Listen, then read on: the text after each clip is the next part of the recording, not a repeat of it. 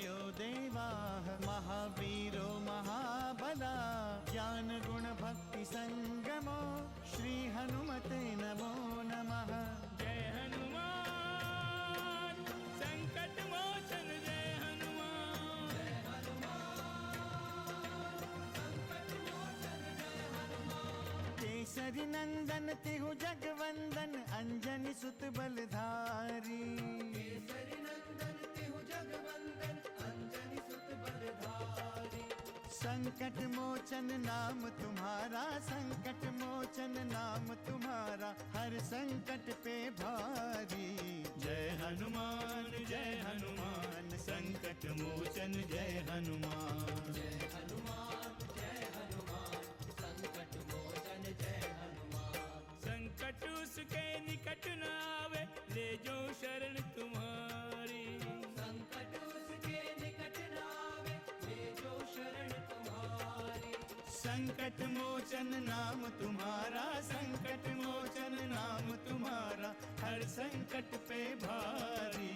जय हनुमान संकट मोचन जय हनुमान। जय हनुमान संकट मोचन जय हनुमान। मैं आपसे निवेदन करती हूँ कि आप देवी सीता को सम्मान सहित श्री राम के पास पहुँचा दें। अपने शुभ चिंतकों से विचार किए बिना कोई कार्य करता है उसे अवश्य पछताना पड़ता है। सूर्य नक्षत्रों की क्रांति नष्ट कर देता है, उसी प्रकार उस वानरी सेना को हम देखते ही देखते नष्ट कर देंगे। राम और उसके भ्राता के वध के बाद वानरों की सेना लंका की ओर आंख उठाकर भी नहीं देख पाएगी। यदि हम उनका वध अभी कर दें तो भविष्य में होने वाला युद्ध टल सकता है और हमारा प्रतिशोध भी पूर्ण हो सकता है। परंतु हम उनका वध तब भी कर सकते थे जब हम सीता का हरण करने पंचवटी गए थे। परंतु हम चाहते थे कि वो तड़प तड़प कर मरे।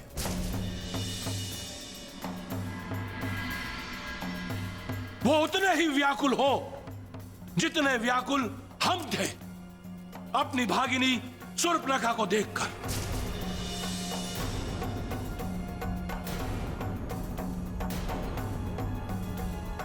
नहीं, बस अब उनका वध करना अनिवार्य हो गया है। पिताश्री, मेरे विचार से हमारी राक्षस सेना में कई ऐसे योद्धा हैं जो अपनी इच्छा अनुसार रूप धारण कर सकते हैं। यदि उनमें से कोई भी वानर या मानव बनकर राम की सेना में जा मिला तो उचित अवसर प्राप्त होते ही वो राम और उसकी सेना का सर्वनाश कर सकता है।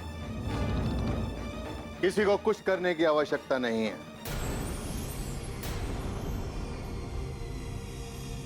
कुमार मेघनाथ, यह कार्य तो मैं स्वयं एकाकी ही कर सकता हूं। दो तुच्छ मानवों को मारने में मुझे कितना समय लगेगा? लक्षेंद्र रावण के जय। लंकेश रावण की जय। क्षमा करें महाराज, ये हर्ष का विषय है कि हमारी लंका में ऐसे भी योद्धा हैं जो शत्रुओं से भयभीत नहीं हैं।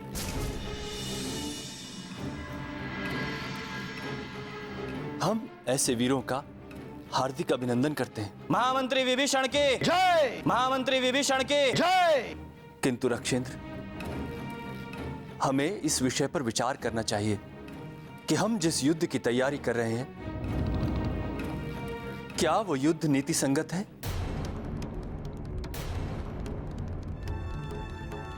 क्या उस युद्ध में लंका का कुछ भला है? क्या वो युद्ध सिद्धांतों की रक्षा के लिए हो रहा है? बंद करो यह प्रलाप। हम ऐसे दूषित विचार सुनने के अभ्यस्त नहीं है विभीषण। हमारे प्रत्येक युद्ध के पीछे कोई ना कोई कारण होता है और वो कारण है लंका की प्रतिष्ठा, राष्ट्र संस्कृति की प्रतिष्ठा। भ्राताश्री, प्रथम तो जो कुछ मैं कह रहा हूं वो प्रलाप नहीं है। मैं बहुत विनम्रता से ये कहना चाहता हूं कि श्री राम आपका राज्य छीनने नहीं आ रहे हैं।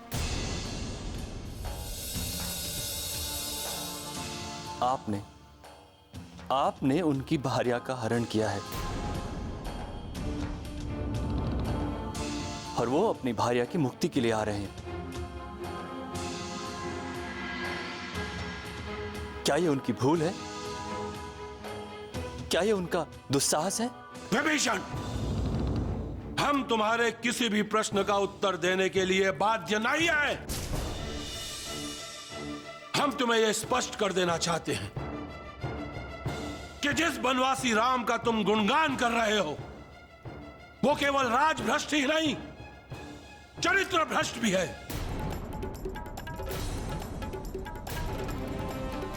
उसने हमारी बहन शूर्पणखा का घोर अपमान किया है। जिस खर और दूषण का उसने वध किया था वो तुम्हारे भी भ्राता थे। यदि तुम्हें यह लगता है कि हमने राम की भार्या का हरण भोग विलास के लिए किया है तो यह तुम्हारी भूल है। हमने अपनी शत्रु की भार्या का हरण अपने प्रतिशोध के लिए किया है। प्रतिशोध। और शत्रु से प्रतिशोध लेना कोई अपराध नहीं है। यह हमारी नीति है, हमारा धर्म है। भ्राता लंकेश, कदाचित आप ये नहीं जानते कि शूर्पणखा ने राम के साथ क्या किया था। ऐसा कौन सा सत्य है जो तुम्हें ज्ञात है और हमें नहीं?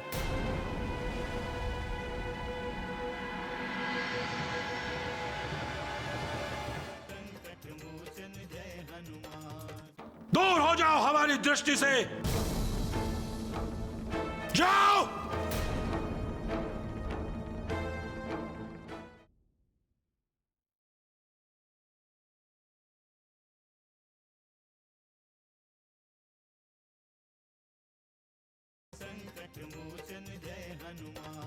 ऐसा कौन सा अपराध किया था शूर्पणखा ने? ऐसा कौन सा अपराध किया था हमारे भ्राता खर और दूषण ने?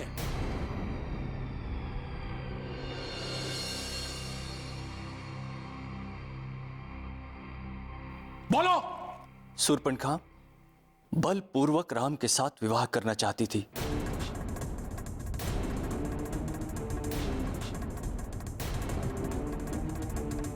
एक विवाहित पुरुष से पुनः विवाह की हट कर रही थी। यही नहीं महाराज, शूर्पणखा ने लक्ष्मण का वध करने का प्रयास भी किया था।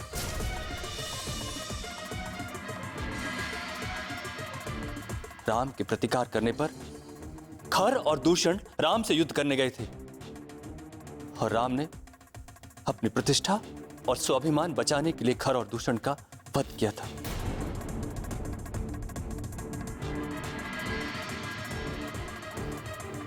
और आज भी वो जो कुछ कर रहे हैं अपना सम्मान और प्रतिष्ठा की रक्षा के लिए कर रहे हैं।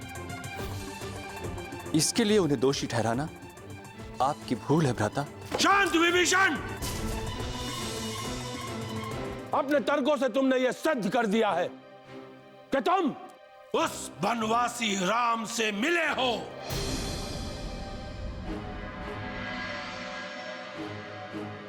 उस बनवासी राम से भी बड़े शत्रु हो तुम हमारे।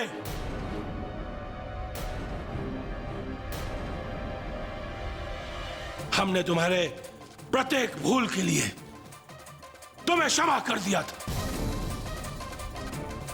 परंतु अब नहीं,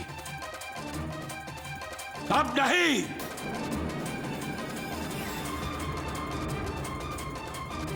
विभीषण, कदाचित तुम्हें इस बात का अनुमान नहीं है कि तुम्हारी इस भूल का दंड क्या मिलेगा तुम्हें।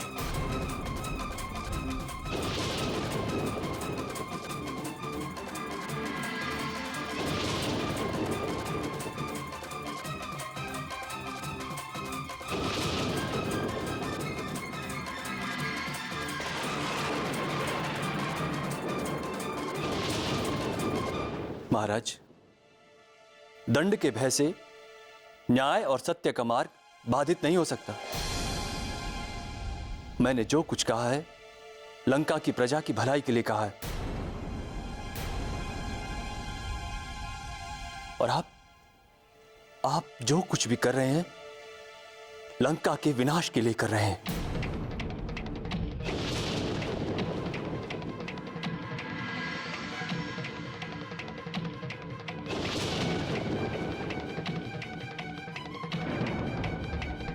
तात विभीषण, आप रक्ष कुल के लिए कलंक हैं। कलंक है आप रक्ष कुल के लिए।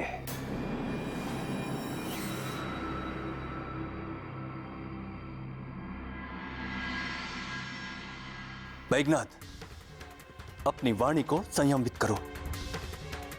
यह वार्ता हमारे और लंकेश के बीच हो रही है। अच्छा होगा कि तुम इसमें व्यवधान ना डालो। तात, ये मंत्रणा का काल चल रहा है और इस मंत्रणा के काल में अपने विचार प्रकट करने के लिए सभी स्वतंत्र हैं।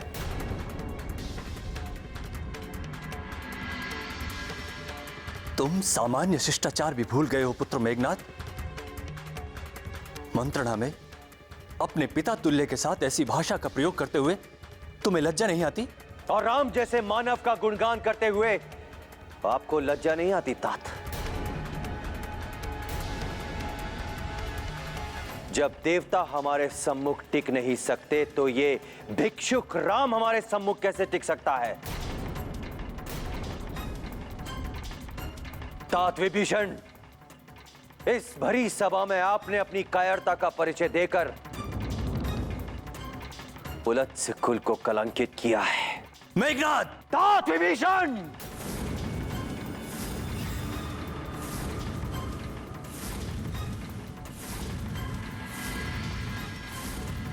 संपूर्ण रक्ष कुल में आज तक कोई ऐसा भीर उत्पन्न नहीं हुआ है।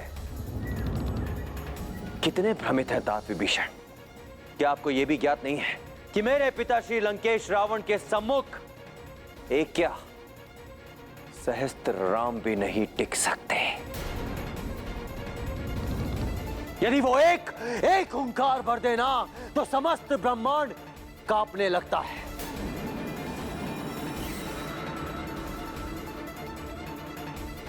क्या आप राक्षसों की वीरता और शौर्य से परिचित नहीं हैं?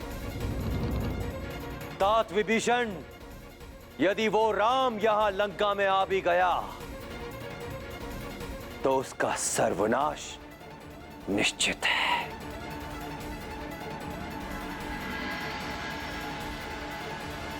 मेघनाद, तुम हमारे कुल के शिरोमणि हो,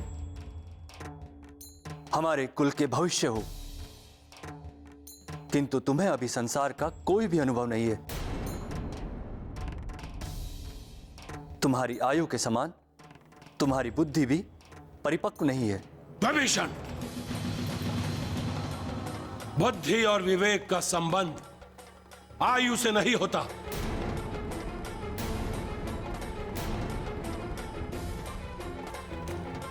मेघनाद का कथन सत्य है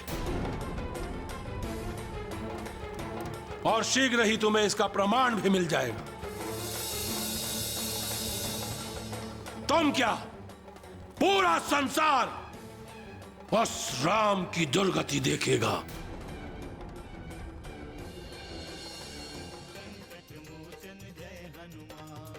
दूर हो जाओ हमारी दृष्टि से, जाओ।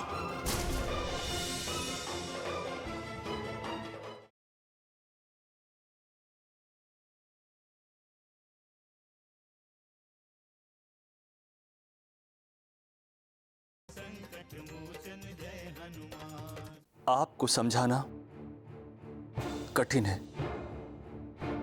बहुत कठिन है भ्राता। अहंकार ने आपकी मति मार दी है।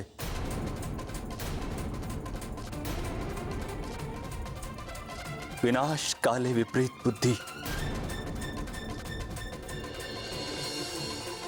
मैं एक बार पुनः आपसे निवेदन करता हूं, राघव से क्षमा मांग लें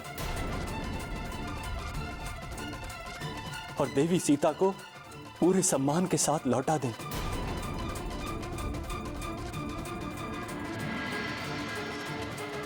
इसी में आपकी और पूरी लंका की भलाई है भ्राता।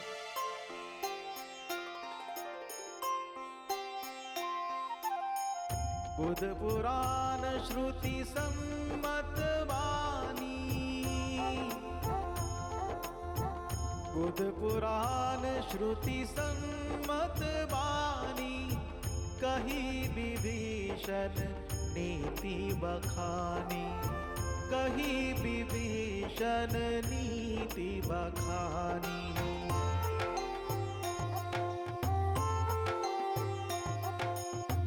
सुनत दसानन उठारी साई, सुनत दसानन उठारी साई, खल तो ही निकट मृत्यु अब आई, खल तो ही निकट मृत्यु अब आई। विभीषण, नीति कहती है कि कोई भी शत्रु उतना घातक नहीं होता जितना शत्रु का हित चाहने वाला अपना मित्र होता है। तुम अनुज के रूप में हमारे शत्रु हो, सबसे बड़े शत्रु।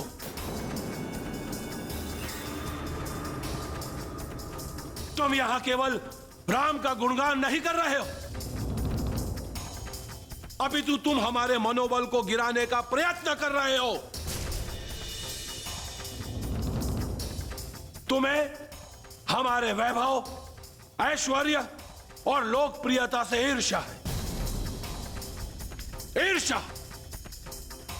यदि तुम हमारे अनुज नहीं होते तो इसी क्षण हम तुम्हारा वध कर देते।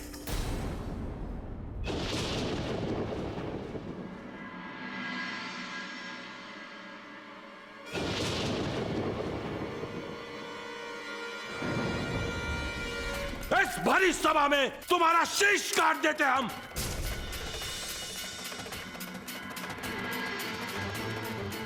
घृणा है हमें तुम्हारे जैसे देशद्रोही से, घृणा है हमें तुम्हारे जैसे कुलघाती से। यदि तुम जीवित रहना चाहते हो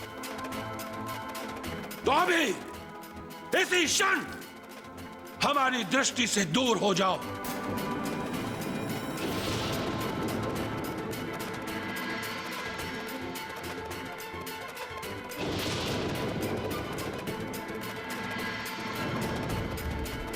दूर हो जाओ हमारी दृष्टि से और फिर कभी अपना मुख मत दिखाना। जाओ।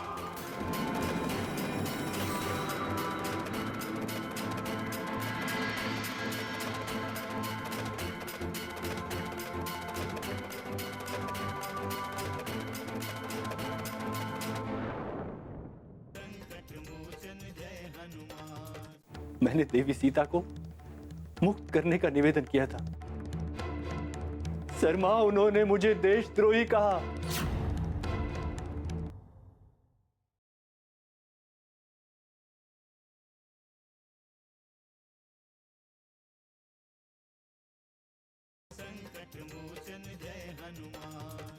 आपके सर पर काल मंडरा रहा है राक्षेंद्र।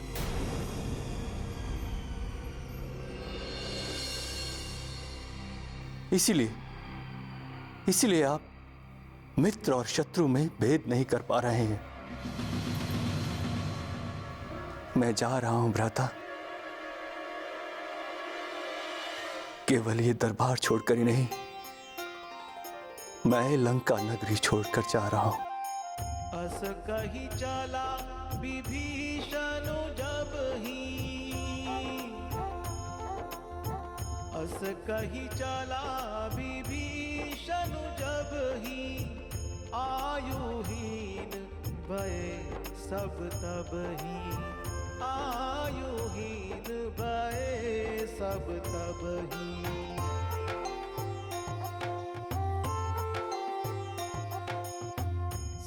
साधु अवज्ञा तुरत भवानी,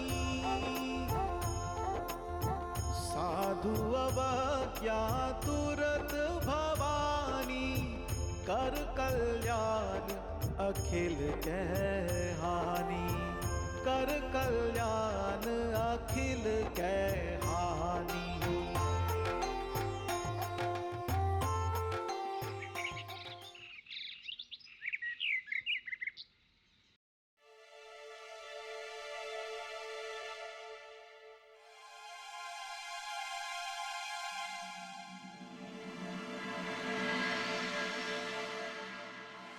स्वामी, स्वामी, ये मैं क्या सुन रही हूँ कि आप लंका छोड़कर। हाँ शर्मा, अब हमारा यहाँ एक पल भी रहना कठिन है। हमें लंका से कोई मोह नहीं रहा। ऐसे स्थान को जितनी शीघ्रता से छोड़ दें उतना ही अच्छा है। परंतु स्वामी, आप लंका छोड़कर जाएंगे कहाँ? कहाँ जाऊंगा ये तो मैं नहीं जानता, किंतु यहां नहीं रहूंगा ये निश्चित है। किंतु स्वामी, लंकेश ने आपको सभा छोड़ने के लिए कहा था, लंका छोड़ने के लिए नहीं। महाराज लंकेश के भ्रम और अहंकार ने मुझे लंका छोड़ने पर विवश किया है। वो श्री राम का सत्य सुनना ही नहीं चाहते। मैंने देवी सीता को मुक्त करने का निवेदन किया था। महाराज लंकेश को मेरा निवेदन असह्य हुआ। शर्मा, शर्मा, उन्होंने मुझे देशद्रोही कहा।